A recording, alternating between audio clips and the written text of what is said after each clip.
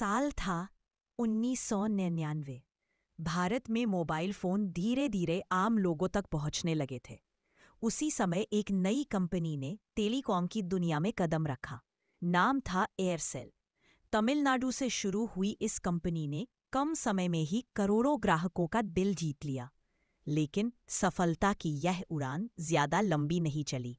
समय ने करवट ली और एक दिन ऐसा आया जब एयरसेल के टॉवर बंद हो गए।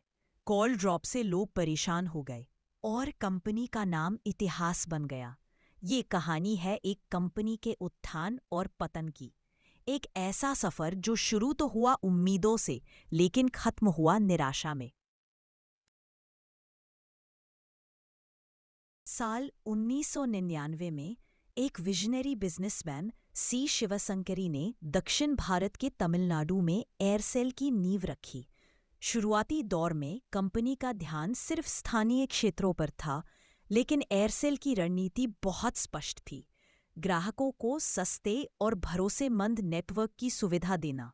बहुत जल्द एयरसेल तमिलनाडु की सबसे लोकप्रिय टेलीकॉम कंपनी बन गई। कंपनी ने अपने नेटवर्क को नॉर्थ ईस्ट राज्यों असम, ओडिशा, बिहार और झारखंड तक बढ़ा लिया। 2006 तक एयरसेल का नाम देश की तेजी से बढ़ने वाली टेलीकॉम कंपनियों में आने लगा। इसी दौरान मलेशिया की मैक्सिस कम्युनिकेशन ने एयरसेल में 74% हिस्सेदारी खरीद ली। इससे एयरसेल को अंतर्राष्ट्रीय तकनीक और भारी निवेश मिलने लगा। एयरसेल ने अपने ब्रांड एम्बेसडर के रूप में महेंद्र सिंह धोनी को चुना। उनके विज्ञापन एयरसेल सेव आवर टाइगर्स और एयरसेल का जादू चल गया ने युवाओं को बहुत आकर्षित किया। यह वो समय था जब एयरसेल के पास 9 करोड़ से ज्यादा ग्राहक थे और वह भारत की छठी सबसे बड़ी टेलीकॉम कंपनी बन चुकी थी। 2010 में भारत सरकार ने 3G स्पेक्ट्रम की नीलामी की। एयरसेल ने कई सर्किलों में भारी कीमत देकर स्पेक्ट्रम खरीदा। यह एक बड़ी गलती साबित हुई। कंपनी के पास इतनी आमदनी नहीं थी कि वह इस खर्च को संभाल पाती। नतीजा, एयरसेल भारी कर्ज में डूबती चली गई। बढ़ती प्रतिस्पर्धा और जियो का तूफान। साल 2016 में रिलायंस जियो ने टेलीकॉम सेक्टर में एंट्री की और सब कुछ बदल दिया। कॉलिंग फ्री, डेटा लगभग मुफ्त।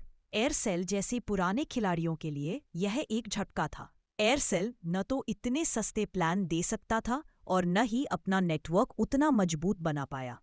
नेटवर्क फेल और ग्राहक असंतुष्ट। 2017 आते आते एयरसेल के नेटवर्क में लगातार समस्याएं आने लगी।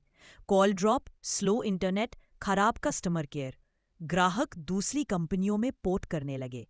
कंपनी के रेवेन्यू ने जबरदस्त गिरावट आई। एयरसेल और मैक्सिस की डील में अनियमितताओं के आरोप लगे। ईडी और सीबीआई ने जांच शुरू की। इससे कंपनी की साख को और नुकसान हुआ। निवेशकों ने पीछे हटना शुरू कर दिया। दिवालिया प्रक्रिया की शुरुआत 28 फरवरी 2018 को एयरसेल ने खुद को दिवालिया बैंकरप्सी घोषित कर दिया। उस समय कंपनी पर लगभग 15,500 करोड़ रुपए का कर्ज था।